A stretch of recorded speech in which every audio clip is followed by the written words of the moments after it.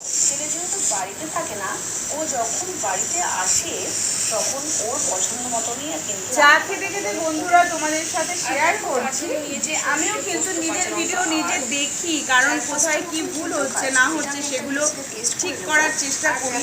সকালবেলা উঠে নিজের ভিডিওগুলো নিজেও কিন্তু একটুখানি দেখছি আর চা খাই সাথে। প্রিয় মানুষের জন্য রান্নাবান্না করতে সত্যি ভালো লাগে, আর তাদের সামনে সেই রান্নাবান্নাগুলো পরিবেশন করে তারপর যখন ওরা বলে যে তো চলো এবার রান্নাঘরে যাই। রাঁধুনি বলে একটা শিল্পদ, তার কাছে কিন্তু সত্যি খুব ভালো লাগে। আর এটা কিন্তু আমি একদমই খুব সিম্পল ভাবে বানাবো। আর রান্না করতে তারপর তার মধ্যে টমেটো কুচি আর কাঁচা লঙ্কাটা দিয়ে দিলাম, আর একটু যখন ফ্রাই হয়ে আসবে যে মশলাটা আমি পেস্ট করে রেখেছিলাম। চা খেতে খেতে নিজের ভিডিও দেখছিলাম আর একটু ব্রেড টোস্ট করে নিয়েছিলাম। জানো তো বন্ধুরা, আমার না ব্রেড টোস্ট দারুণ লাগে। মানে যদি কোথাও বেড়াতে যাই তো অনেকেই দেখি যে ব্রেকফাস্ট হিসাবে লুচি তরকারি এগুলো বেশি পছন্দ করে, কিন্তু আমার ব্রেড টোস্টটা খুব ভালো লাগে। খুব হালকা খাবার আর বেশ খেতেও ভালো লাগে।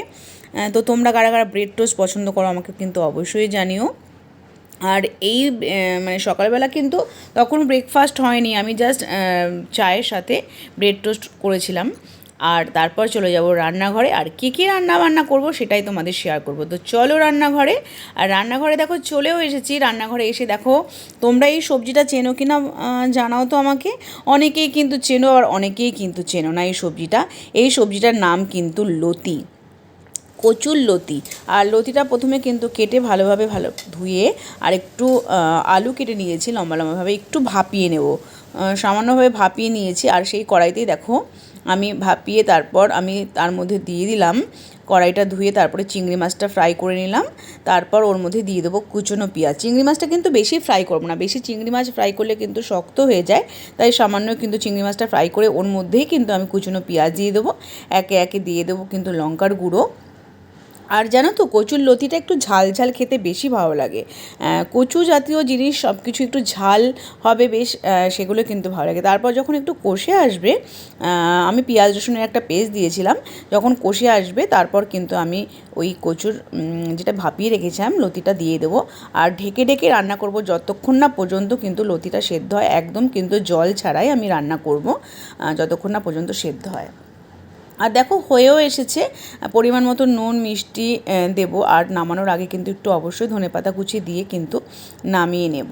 আর সত্যি খুব ভালো লাগবে খেতে। আমি কিন্তু এর মধ্যে দিয়েছিলাম আদা রসুন পেঁয়াজ কাঁচা লঙ্কা পেস্ট। আর নামানোর আগে কিন্তু অবশ্যই একটুখানি মিষ্টি দেবে, আর ধনেপাতা থাকলে যারা পছন্দ করো ধনেপাতা দেবে। আর দেখো এদিকে একটু চিকেন কষা করেছিলাম, মানে আজকে কিন্তু একদম সিম্পল কচুর লতি আর একটু চিকেন কষা করেছিলাম আর একদম সাদা ভাত। এই ছিল আজকে দুপুরের মেনু। তারপর কিন্তু খাওয়া দাওয়ার পর কিন্তু দুপুরবেলা বেরিয়ে পড়েছিলাম একটু শপিং মলে। তো আমি আর শ্যাম্পুরানি কিন্তু গিয়েছিলাম, আর ছেলেও ওখান থেকে এসেছিলো, মানে ছেলে যেখানে থাকে সেখান থেকে ছেলে এসেছিলো। তো কেমন লাগলো আজকের ভিডিওটা জানিও। আর এটা কিন্তু জুডিওতেও সেল চলছিল, সেজন্য একটু গিয়েছিলাম কেনাকাটি করতে। তো কেমন লাগলো জানিও। ভালো থেকো সবাই, টাটা।